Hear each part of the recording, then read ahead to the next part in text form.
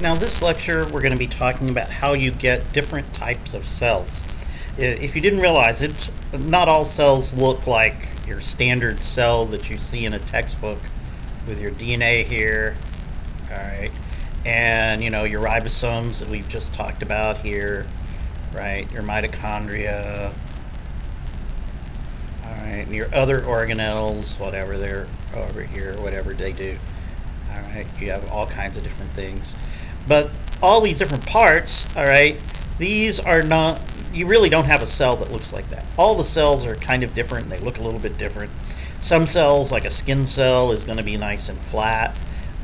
Something like a macrophage doesn't have a shape at all. It actually is fluid. It kind of can move around and crawl around. It's like an amoeba. If you know what an amoeba is, it's kind of like a blob of jello, and it just kind of oozes everywhere. You have other cells, that have specific shapes. You have something more round, like our blood cell, red blood cell. It lacks a nucleus. The nucleus actually degenerates in it, so it's not really living, even the red blood cell. You have other things that are shaped really strange. You'll have really strange looking, shaped, I'm making some things up here, but they're not all shaped the same. They all don't do the same thing either. So how do we end up with all these different shaped, of course all these cells have different functions because of that. You can understand why a skin cell is kind of flat. You might realize that long, narrow cells, these are like muscle cells. They're long and narrow because they're like fibers that stretch. So you might realize that everything's a little bit different. They're not all the same, and we need to, of course, understand how you get all of these different cell types. Well, that means, of course, that they're making different proteins.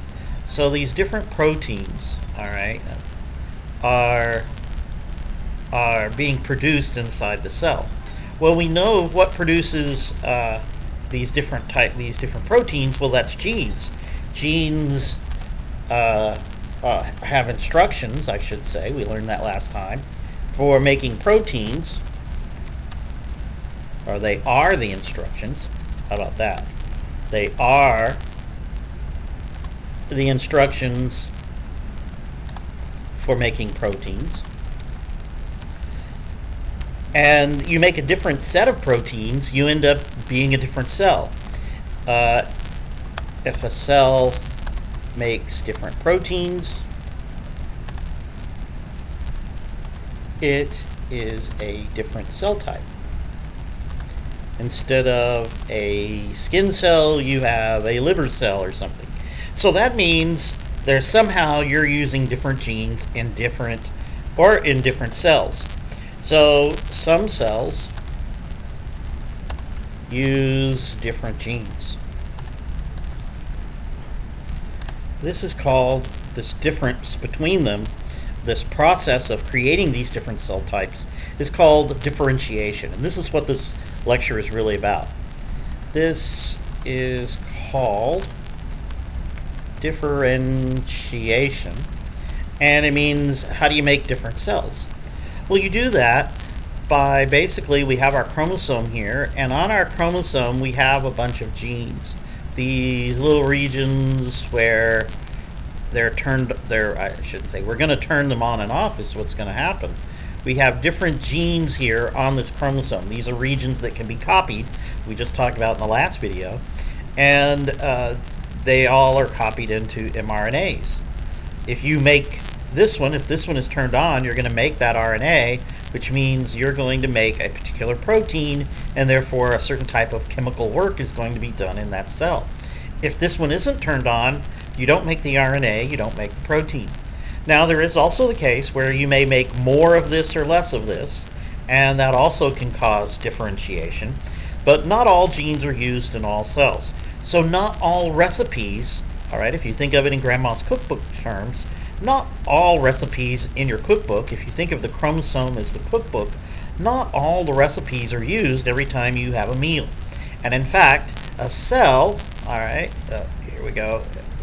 Let's see if I can spell in this drawing program. A cell is the equivalent, all right, of the recipes that you put together for a particular meal.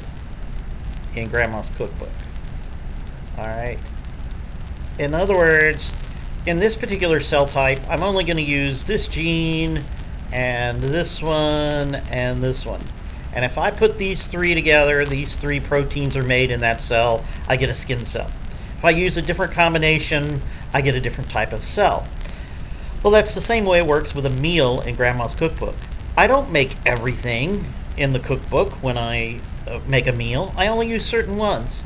So a particular meal is equal to a particular cell type. And that's what we're trying to look at here. We're going to eventually figure out how we turn these genes on and off in the different cell types.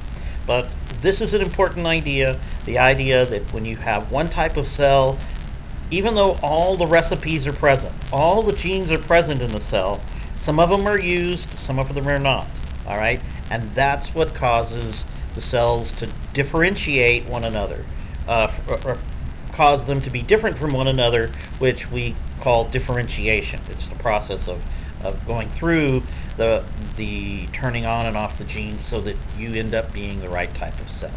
All right, so that's it for this one. I'm going to do another video talking about how you actually cause differentiation to occur.